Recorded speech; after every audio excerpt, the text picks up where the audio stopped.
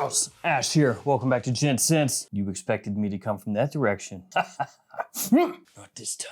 Let's go ahead and talk clones. How about it? Dupes! It's almost like chipped my tooth the way I said that. How's that possible? Stuff that, especially for that price point, annihilates the original. Save the cash, smell the same, win-win.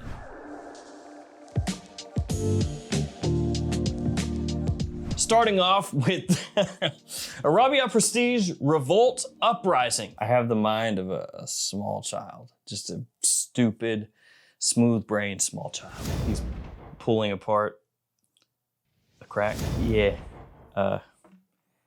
Yeah. You know, it's like really getting in there, you know what I mean? What is that, Curb Your Enthusiasm? Step in there and close it behind you. You know what I'm talking about. So interesting bottle design. Arabiyat Prestige, they came out with a couple of these Revolt fragrances, which, yeah, Revolt like an uprising, not revolt like revolting. So I will say Arabiyat Prestige has quickly over the past, well, maybe not that quickly, but over the past couple years kind of risen up and become one of the more consistent clone houses. Like their stuff is almost always, not always, but almost always sick. So I know a lot of people probably don't have them, you know, up amongst the big dogs, and they don't release as much stuff as the big dogs. But I will say for me personally, when I buy their stuff, more often than not, it turns out to be really good. So getting back to this fragrance right here, this is Ani X, but realistically, you could use it kind of as an alternative to either one, X or the original. As you just saw, atomizer, fantastic, like usual with these, really nice pressurized atomizer. Fantastic smelling vanilla in this one. It is stupid good. Like this is one of those ones where you smell it, and even if you've never smelled the original, you just think to yourself like, how is it possible that this is as cheap as it is? Exactly. Especially with new fragrances coming out like every week, being more and more expensive. You know, to be able to scoop something like this on the cheap just kind of shows you that like, a lot of these brands could be charging you less, but they decided, no thank you, I'll make you go into foreclosure. That sounds better. This stuff, absolutely fantastic. And I'm actually slacking because they do have some other fragrances that I haven't gotten my hands on yet. I blame myself. They have one called Extra Dose that I haven't gotten my hands on, and a few other ones as well, so that's up next on the docket. This one though, nice. Maze, up next, yeah, Maze by Gulf Orchid, came out the same time as Mosaic, which has the same bottle style but different color scheme. This one pretty affordable, pretty nice, pretty cheap. Smells similar to Azzaro's The Most Wanted Parfum, which means you could also potentially, kind of like this one over here, use it in place of The Most Wanted because those two are kind of similar, kind of pretty similar. Now this is not gonna hit quite as hard as The Most Wanted, at least for me. It doesn't project quite as far, but it still lasts a good amount of time, especially for something that, you know, is not gonna really break the bank. This one does smell ever so slightly nicer once you let it mature just a little bit, get a little age to it. Not that it smells bad initially, it just kind of opens up a little bit more. It's like a late bloomer, only not that late, kind of like an early bloomer, because it's actually just like a week, but whatever, who cares? Not quite as strong as The Most Wanted Parfum, so do keep that in mind. It's not weak, it's just not gonna fill the room with 2 sprays. Stuff smells absolutely killer for fall and winter time, and if you want that Azzaro vibe for even less, that right there. Good stuff, good stuff. Oh, nice. For the citrus boys, we got this right here, Tiger Cologne. What could that smell similar to? I don't know. Yeah, it smells like tiger. So this is by Montagne. Got a few notes on the front there, ambroxan, grapefruit, and woody. Oh my God. Woody. Toy Story. Oh, they mean woods. That makes more sense. So yeah, just like Bulgari Tiger, this is gonna be spring and summertime to a T. Woo! Nice, sweet, fresh, clean, ultra easy to wear. Bulgari Tiger also gets compared to the smell of Vibrato a little bit, but between the two, I think that Tiger is actually the easier wear. Vibrato has a little bit of a muskiness to it, touch of a powdery vibe to it. Maybe that one smells a little bit classier, but Tiger easier to wear. The only issue, of course, with that fragrance is the price. It's like 350 bucks. So if you want that on the cheap, this right here. Of course, there is Tarothi Blue, which is also really, really good by Offnon. That one's gonna be lower priced than the Montagne. But if we're just talking that maximum quality, and you wanna spend a little bit more, check that one out. Zimaya, this one is Modhesh Noble. And you may be able to clock this one immediately, possibly just by the color scheme here. It smells like Myself Absolute. Are there a lot of Myself Absolute alternatives nowadays? Yes, there are. Still yet though, this one is really good, so you should know about it. It does have a little bit of a difference compared to Myself Absolute. It's not a direct one-to-one, and it's especially apparent off the top when you first spray it on. And that big difference to me is that this one here, Noble, is a little bit sweeter, the way that it comes across. It's got more of an almost sugared tinge to it, you know? It's like, almost like Myself Absolute if you sprinkled a little bit of pixie sticks over the top of it. And if you're not from the US and you don't have pixie sticks, they're like these things. Basically sugar in a straw with a little fruit flavoring. Nice, it's good for you, it's healthy. The blue ones are the best. You can't argue otherwise. The blue ones, that's number one. Like if we were tier listing out Pixie Sticks flavors, S tier is blue for sure. I think it's pretty tricky after that. I'd have to have them here to sample. Let's move on. So yeah, a little bit sugary off the top, still has that really nice freshness baked in. You know, that kind of fresh laundry-esque smell. You get that early on here as well. Solid performance, and as is typical with Zimaya, cheap. And if you don't know Zimaya, that is off-non, basically. Now this next one smells similar to a very expensive and exclusive, hard to get fragrance. I didn't have to say hard to get, exclusive means the same thing. But before we dive deep into that one, and we will dive, I would like to give you some codes. So here they are. I've got codes for JOMASHOP. They only work within the JOMASHOP app, so be aware of that. They're also in the description in case you want to copy and paste from down there. FragFlex, the best code, 10% off whenever you want. Use it a billion times every time you shop there. Also have codes for Perfume Box, for Beauty House, for Fragrance Lord. So anytime you shop at those stores, use those codes, save a little extra cash. The next one, Harmonia. This is by Elixir, and this smells similar to Rain Tea by Louis Vuitton, which means you're probably gonna hear a lot about this one. So I apologize ahead of time, but I imagine if you search up any kind of fragrance stuff at all, YouTube or otherwise, you're probably gonna hear about it, and you're hearing about it right now, to be fair, so yeah. So Rain Tea is a bit of a hype beast. Yeah, like I said though, hard to find and expensive, even more expensive than usual when it comes to Louis Vuitton. I gotta say, it does smell good. Yeah, Rain Tea smells nice. Assuming you like tea as a fragrance note, because that's one of the main things going on there.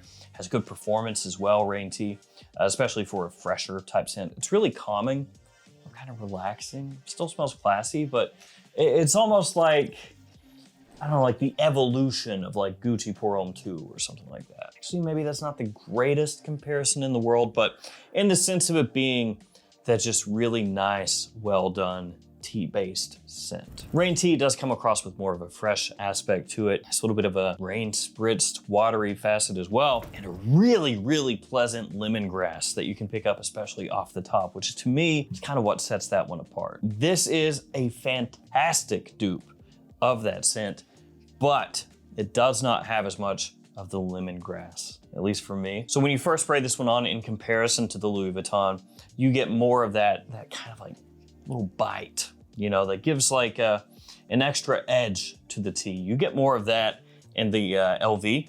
This one still smells fantastic, and as it dries down, they get much, much more close, but it kind of leans more on the like tea, slight aquatic and floral aspect of the fragrance. Not quite as much of the lemongrass. So that's the main difference. Outside of that, it smells way more expensive than it costs. Quality is good, performance is great. And to be frank, as far as alternatives to Rain Tea, this is pretty much it. That's what you're gonna get. You're gonna be happy about it. But I love the lemongrass. Oh, I love it. Check it, Nusuk Fawah Midnight Edition. This little freak is surprising, for sure. I am gonna say the first time I saw it, I thought it was gonna be Suck Central. Why, you ask? Did you look at it? Because I did. I have eyes. That's why. To be fair though, atomizer, pretty good. So it's a sleeper. It's a sleeper like that. It smells similar to Wajan, overdosed on the honey. It has a big old blast of that sticky sweetness, that goodness right off the rip. Kind of a holiday type fragrance. We're talking fall, winter, special occasions, family gatherings, or just any time that you want to blast on that Wajan vibe. And truth be told, man, you give me anything that smells similar to Wajon, even if it's kind of sus as far as the overall quality. And as long as it's not a complete dumpster fire, I'm probably gonna like it. The whole mixture of the sweet notes, the density of the whole thing, the spices, you know, all that kind of combining together, it just vibes with me. So with this one, getting it mad cheap because I basically just tossed it into an order and didn't even think about it. I was just scrolling through and frankly just adding crap. I don't know if you've ever made big brain purchases like that where you're like, wow, look at that. That looks like a dupe fragrance that I don't have. Add to cart and check out. Yes, good, thank you, have my money. I don't know if you've ever done that before, but I've done it a bunch of times, and most of the time when I think something is gonna be crap, it's crap, right? This is one of those ones where it surprised me, and the surprise has made me like it a good deal. So I kind of keep coming back to that one. Mainly just to smell, not to wear right now because it's kind of hot. All right, this one's kind of weird. It's Marasi for Him by Arabiyat Prestige. Like I said, it's kind of weird. So we have a boat and kind of a wave pattern that the cap sits onto, the boat cap, and then an anchor popping out of the bottle, which the cap is attached to. And so you think to yourself, interesting. And it does have like a little connector here, so you can technically detach that if you wanted to. But anyway, like I was saying, you think to yourself, okay, very interesting. Great atomizer, by the way.